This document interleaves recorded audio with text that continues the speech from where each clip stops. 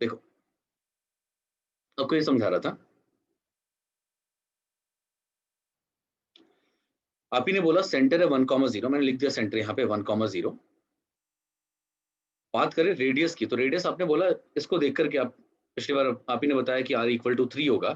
अब r equal to 3 का मतलब यही हुआ ना कि अगर ये सेंटर है तो 3 यूनिट इधर जाएगा, 3 यूनिट इधर जाएगा और उसके बाद आप एक सर्कल ड्रॉ करोगे। अब मेरा तो बनेगा नहीं इतना प्रॉपर सर्कल, और अब मान लो कि ये सर्कल है, ठीक है? तो आपको ध्यान ये रखना है कि ये कट कहाँ करेगा। ये पॉइंट बहुत इंपॉर्टेंट होते हैं कि 4 पे कट करेगा और इधर -2 पे कट करेगा, ये बहुत इंपॉर्टेंट है।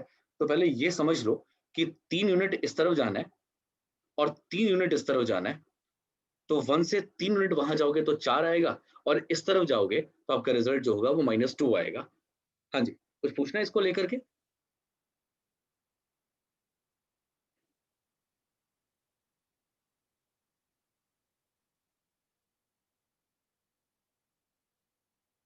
है कोई क्वेरी इसको लेकर के? चलो, नो सर। एक चलो ऐसे रफ में फटाफट बता देना।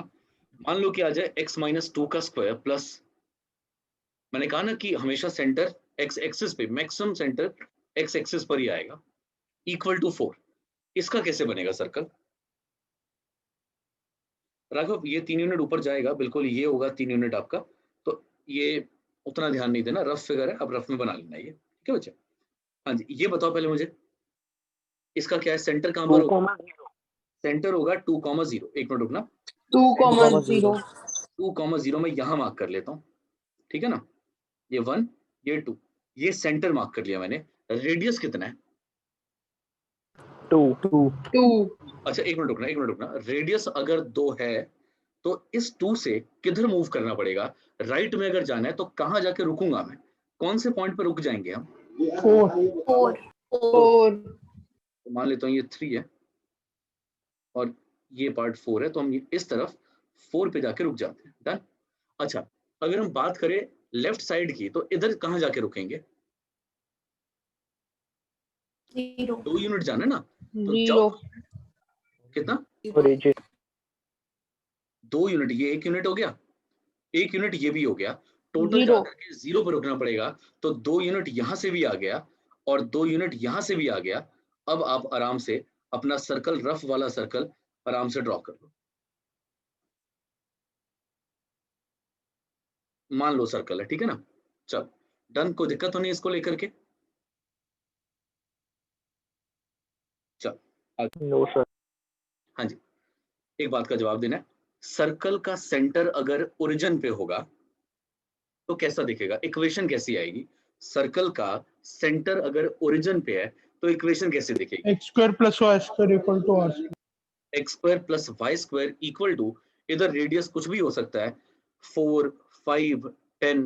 4, 5, 10 में √5 का स्क्वायर, 10 होगा तो √10 का स्क्वायर, 4 होगा तो 2 का स्क्वायर, 9 होगा तो 3 का स्क्वायर, ठीक है ना? ऐसे इधर रेडियस का स्क्वायर होगा, यानी कोई कांस्टेंट यहाँ गिवन होगा, ये सर्कल है।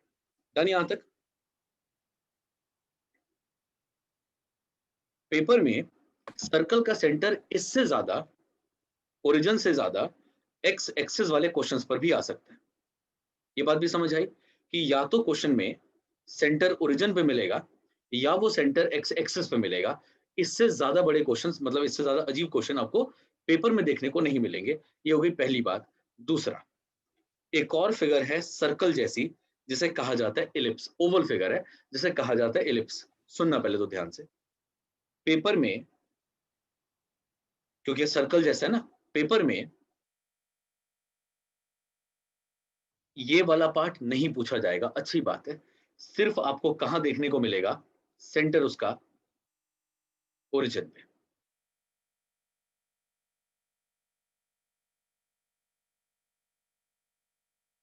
सेंटर सॉरी, सर्कल और इलिप्स दोनों एक ही जैसे हैं।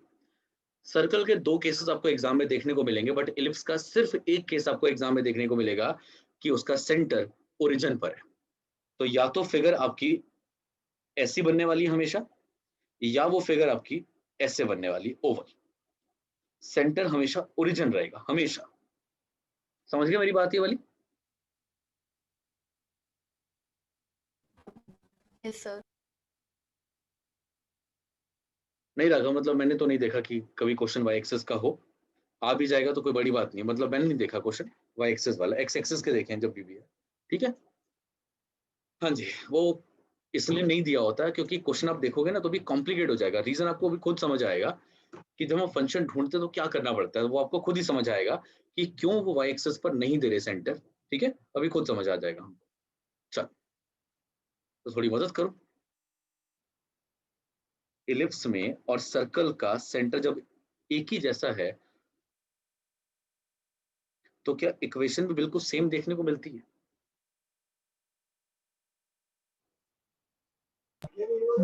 पूछ रहा हूं, ये मैंने बताया नहीं, मैं पूछ रहा हूं आपसे, क्या इक्वेशन भी फिर नहीं सेम सर। देखने को मिलेगी? No sir.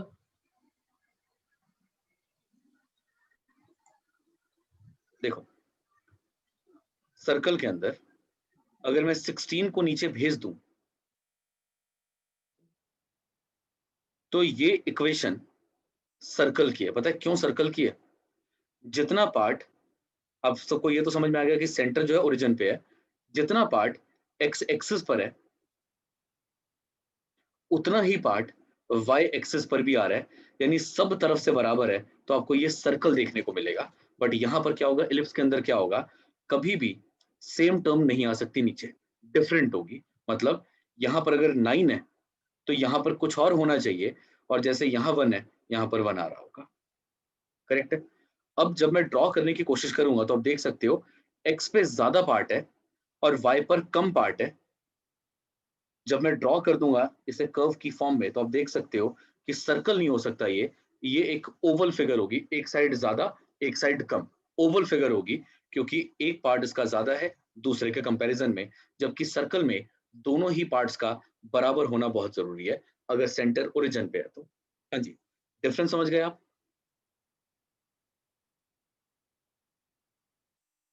Yes sir. अगर डिफरेंस समझ गए तो इक्वेशन भी याद कर लो। एक्स स्क्वायर के नीचे ए स्क्वायर, जैसे यहाँ तो आर स्क्वायर था ना, और हमने डिवाइड यहाँ पे आर स्क्वायर से किया हुआ है, तो यहाँ तो दोनों बराबर है बट यहाँ दोनों डिफरेंट है, तो नाम दे रहा हूँ ए और दूसरे को नाम दे रहा हूँ बी। एक्स स्क्वायर अपॉन में a square plus y square upon में b square equal to 1।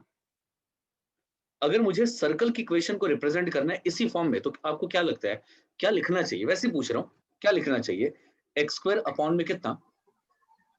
A a a square बोल स्क्वायर दो, प्लस बी वाई स्क्वायर बोल स्क्वायर दो, आर अपॉन स्क्वायर बोल दो। A x square, square upon में r square plus आगे y square upon r square. बस यही है कि यहाँ दोनों सेम होंगे और यहाँ पे डिवाइड करके इक्वल टू 1 बचा होगा। यहाँ दोनों सेम होंगे, यहाँ डिफरेंट होने चाहिए। क्लियर है यहाँ तक? Yes sir. सची, इसलिए मैं तभी समझा रहा हूँ ना कि इसलिए इक्वल टू 1 है क्योंकि यहाँ जो वैल्यू थी आपने डिवाइड करा दी है और डिवाइड कराने के बाद ये 904 बचा होगा। ठीक है सची, यहाँ तक क्लियर है? वो डिवाइड कराने के बाद बचा होगा। ठीक है, इसलिए हमेशा 1 रहेगा वो, और ये स्टैंडर्ड फॉर्म हो जाएगी। और क्या हो सकता है अगर ऐसा नहीं होगा तो? और कैसे हो सकता है? एक्स स्क्वायर अपॉन में b square plus y square upon में ए स्क्वायर इक्वल टू 1। मतलब हम मान रहे हैं ए बी से बड़ा है, और अगर ए बी से बड़ा है तो इस बार बिल्कुल ठीक है इक्षित, इस बार वाई पर ज्यादा पार्ट कवर करेगा ये, और एक्स पे कम पार्ट कवर करेगा। तो जब आप इसको ज्वाइन करोगे तो आपके पास जो इलिप्स आएगा वो कुछ ओवल फिगर इस तरीके से दिखेगी आपको। ठीक है, अब इतना प्रॉपर नहीं बन रहा, अभी हाथ नहीं चल रहा इस पे। ये हो जाएगा आपका वर्टिकल इलिप्स और ये ऊपर वाला हॉरिजॉन्टल इलिप्स। सारी फिगर कंप्लीट हो गई हमारी, जितनी फिगर्स आती है पेपर के अंदर वो सारी कंप्लीट हो गई है। कुछ और भी हैं जैसे कि साइन एक्स को ड्रॉ करो, कॉस एक्स को ड्रॉ करो, वाई इक्वल टू एक्स की पावर 4 ड्रॉ करो, y equal to x cube draw करो। तो इनमें घबराने की जरूरत नहीं है, टेबल बनाएंगे एक्स को 0 -1, मतलब इस तरीके से वैल्यूज डाल के कुछ भी अजीब आ जाता है तो आप आराम से निकाल के ड्रॉ कर लेना। फिलहाल अभी जो फिगर्स हैं जिनकी इक्वेशंस हमें पता होनी चाहिए वो मैंने सब कुछ करा दिया। लाइन है, सर्कल है, इलिप्स है और पैराबोला है, यही 4 फिगर्स है। हाँ, हाइपरबोला नहीं आता, सही लिखा है, हाइपरबोला एग्जाम में नहीं पूछा जाएगा। यही 4 फिगर के मेन क्वेश्चंस आपको पूछे जाएंगे। ठीक है, हाइपरबोला नहीं आएगा, बिल्कुल नहीं आएगा। हाँ जी, क्लियर है इतना? Yes, sir.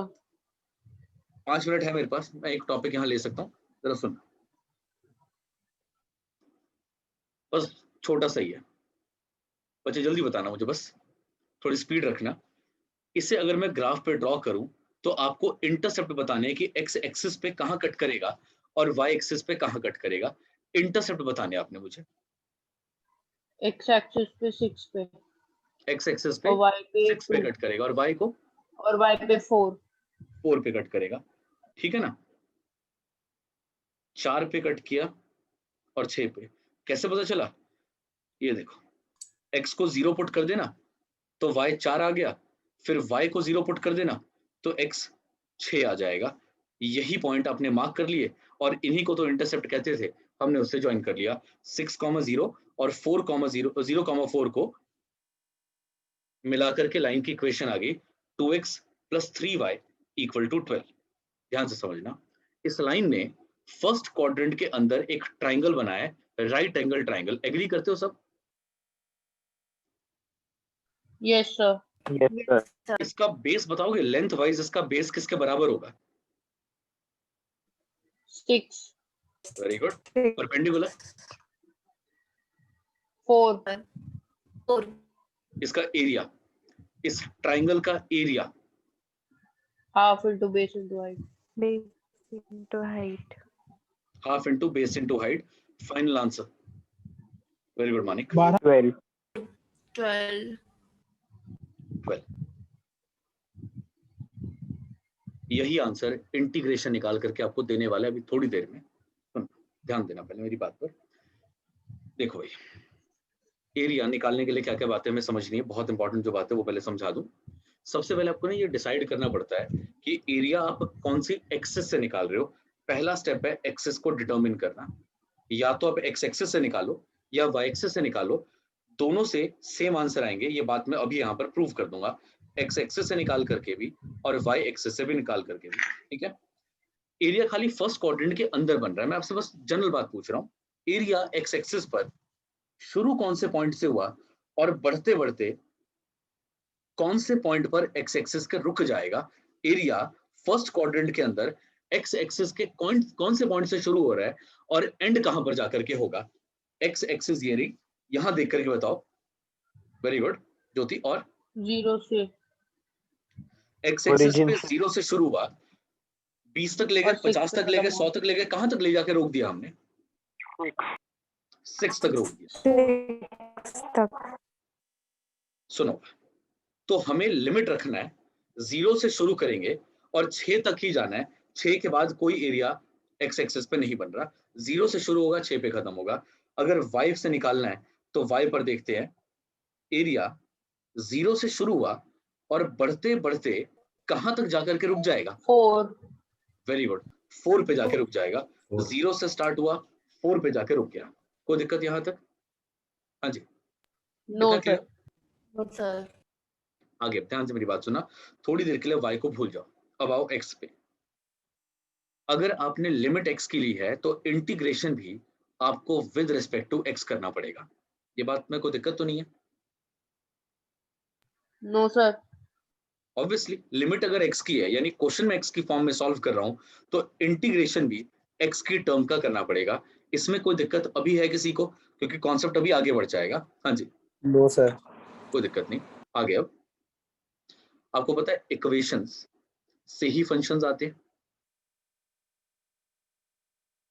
y equal Yes, to sir. sin x, it is a function of x, यानी fx equal to sin x।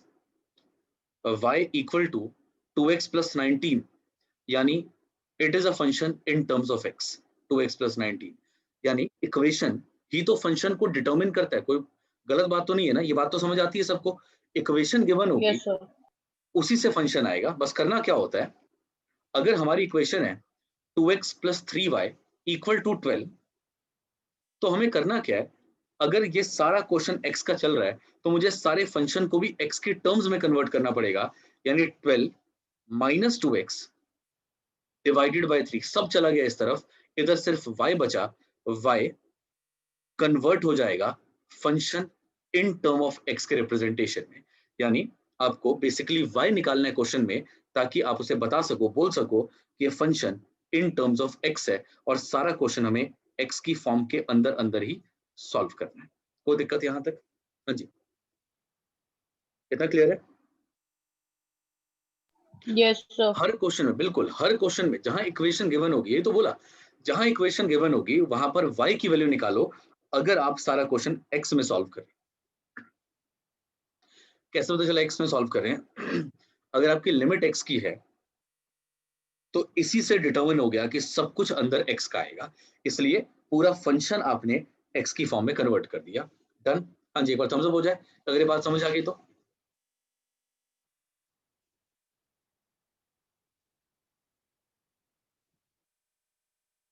चलो आगे बढ़ते हैं। ठीक है, आगे बढ़ते हैं। अब नॉर्मल इंटीग्रेशन 1/3 बाहर हो जाएगा इंटीग्रेशन से, क्योंकि कांस्टेंट है।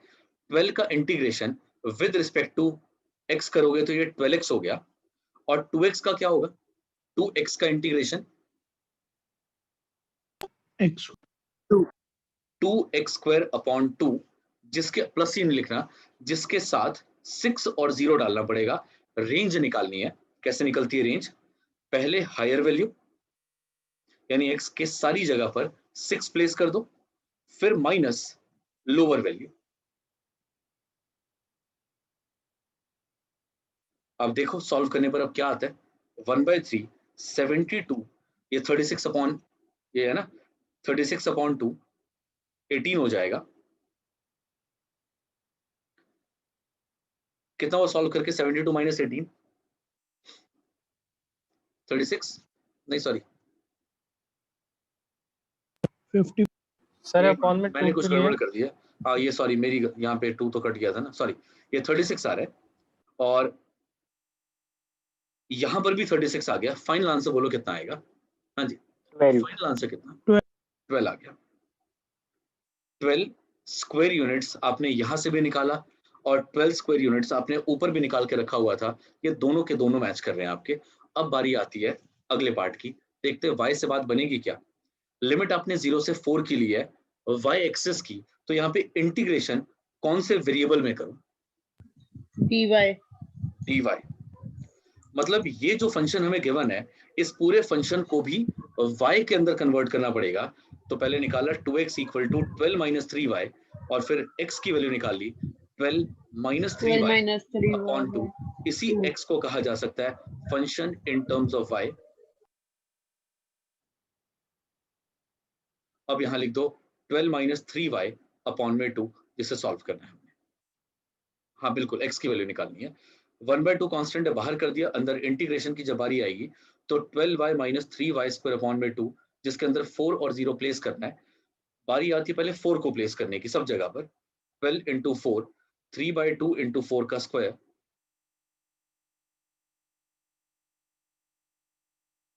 माइनस 12 × 0 माइनस 3/2 × 0 का स्क्वायर। ये पूरा पार्ट 0 है जैसे पिछली बार हुआ था। हाफ, यहाँ आ गया 48। ये सॉल्व करोगे तो 16 से 24 आ जाएगा। Final answer half × 24 = 12 square units. जैसे मर्जी करो आपका फाइनल। ऑब्वियसली ये तरीका नहीं, ये तरीका सिर्फ वेरीफाई करने के काम आएगा आपसे, इसके नंबर नहीं मिलेंगे। हमें इंटीग्रेशन यूज करना है, एप्लीकेशन ऑफ इंटीग्रेशन का कॉन्सेप्ट है ये। तो इन दोनों में से कोई सा भी तरीका लगा कर क्या हो, एग्जाम के अंदर नंबर आपको पूरे मिलेंगे। ठीक है, ये आपकी मर्जी होगी, या आप कन्वीनियंस देखना कि कहां पर निकालना ज्यादा आसान है और उसके बेसिस पर ये क्वेश्चन सॉल्व करने हैं आपने। हाँ जी, तो कॉन्सेप्ट यहां तक समझ आ गया सबको? हाँ जी, Yes, sir. यस। चलो छुट्टी अब, बाकी करते परसों।